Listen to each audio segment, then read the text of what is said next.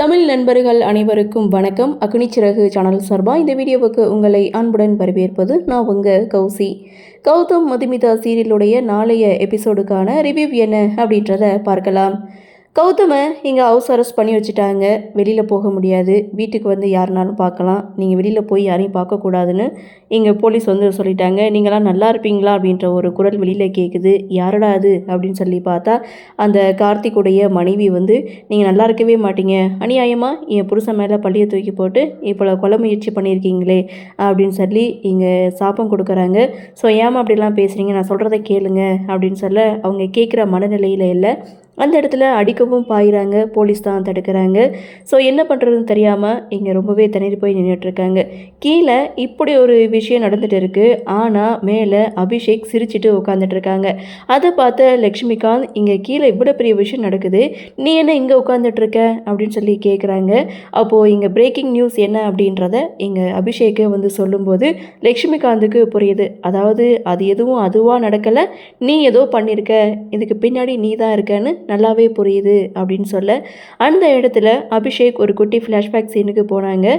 அதாவது அந்த அக்கௌண்ட்டை ஆக்சிடென்ட் பண்ணதே இந்த அபிஷேக் தான். இதை கேட்டதுமே லக்ஷ்மிகாந்த் செம்ம ஷாக் ஆகிறாங்க. அது மட்டும் இல்லை, ஸோ நீ யாரோ நான் யாரோ என்ன எந்த ஒரு விஷயத்துலையும் இன்வால்வ் பண்ணாதீங்க அப்படின்னு சொல்லி தன்னுடைய மாமாவுக்கே வார்னிங் கொடுக்குறாங்க. அது மட்டும் இல்லை, அந்த கௌதமுக்கு மினிமம் ஒரு 10 வருஷம் ஜெயில் கிடைக்கும் அப்படின்னு சொல்லி ரொம்ப சந்தோஷப்படுறாங்க. கீழே பார்த்தீங்கன்னா மீடியாவும் வந்தாச்சு. அதே சமயம் வக்கீலும் வீட்டுக்கு வராங்க. ஸோ என்னாச்சுன்னு சொல்லி மீடியாக்காரங்க கேட்குறாங்க. வக்கீல் அதெல்லாம் இக்னோர் பண்ணிட்டு வீட்டுக்குள்ளே வராங்க. ஸோ முன்ஜாமீனுக்கு ஏற்பாடு பண்ணுறாங்க. ஆனால் அங்கே ஆக்சிடெண்ட் ஆனவருடைய நிலைமை கொஞ்சம் கிரிட்டிக்கலாக இருக்கிறதுனால கொஞ்சம் கஷ்டம்தான் அப்படின்ற மாதிரி ஒரு சில பேப்பர்ஸ்லாம் வந்து சைன் போடுறாங்க. ஸோ இங்கே சந்தோஷம் என்ட்ரி கொடுக்குறாங்க. சரி, நான் போய் அவரை பார்க்கலாமா அப்படின்னு சொல்லி மதுமிதா இங்கே கௌதமி கிட்ட கேட்க, அப்போ பாட்டி அதெல்லாம் ஒன்றும் வேண்டாம், சின்ன பிரச்சனை பெருசாகிடுச்சு, இப்போ நீ போயிட்டு ஏதாவது புதிய பிரச்சனை வந்துடும், அதனால் அங்கெல்லாம் போக வேணான்னு பாட்டி தடுத்தாலும் கௌதம் மதுமிதாவுக்கு ஃபுல் ஃப்ரீடம் கொடுக்குறாரு. ஸோ அவங்க தான் இந்த பிரச்சனையை ஆரம்பித்தாங்க. ஸோ அவங்கள வந்து நம்ம கட்டி போட வேணாம், நீங்கள் உங்கள் வழியில் போயிட்டு இந்த பிரச்சனையை எப்படி தீர்க்கலான்னு பாருங்கள். மதுமிதாவுக்கு ஃபுல் ஃப்ரீடம் வந்து கொடுக்குறாங்க. ஸோ அதே சமயம் மதுமிதா, சந்தோஷ் இவங்க 2 பேரும் பார்த்திங்கன்னா ஹாஸ்பிட்டலுக்கு போகிறாங்க. அங்கே அவருடைய மனைவி பார்த்ததும் இவங்க மேலே கோவப்படுறாங்க. ஸோ அதே சமயம் டாக்டர்கிட்ட அவருடைய நிலைமையை பற்றி கேட்டு விசாரிக்கிறாங்க. கொஞ்சம் கிரிட்டிக்கலாக தான் இருக்குது. ஏபி நெகட்டிவ் வந்து பிளட் குரூப் தேவை, அதாவது பிளட்டு வந்து தேவை. அது ரொம்ப ரேர் குரூப்புங்கிறதுனால கிடைக்கிறது ரொம்ப கஷ்டம். அது இன்னும் 3 மணி நேரத்துக்குள்ளே கிடைக்கல அப்படின்னா ரொம்ப கஷ்டம்தான் சொல்லிட்டு டாக்டர் போயிட்டாங்க.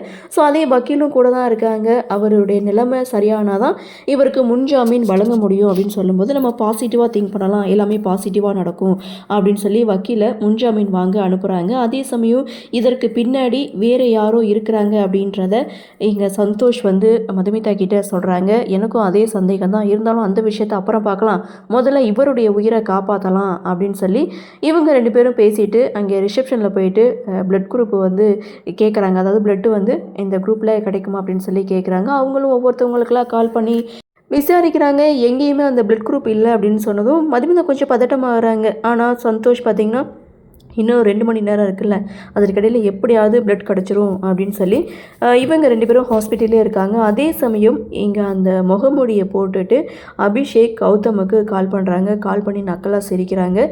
இதோட எபிசோட முடிக்கிறாங்க. ரொம்ப பரபரப்போட இன்றைக்கி எபிசோடை வந்து கொடுத்துருப்பாங்க.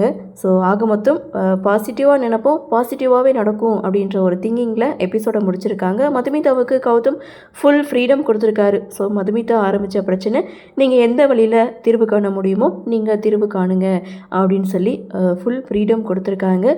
ஸோ மதுமிதா தன்னுடைய கணவரை எப்படி காப்பாற்ற போகிறாரு அப்படின்றது அப்கமிங் எபிசோட் இந்த வாரம் ரொம்ப பரபரப்பாகவே போகும். பார்க்கலாம் அடுத்தடுத்து என்ன மாதிரியான சுவாரஸ்யத்தோடு கதைக்குள்ள நகர்வை கொண்டு வராங்க அப்படின்றத நாமளும் பொறுத்திருந்து பார்க்கலாம்.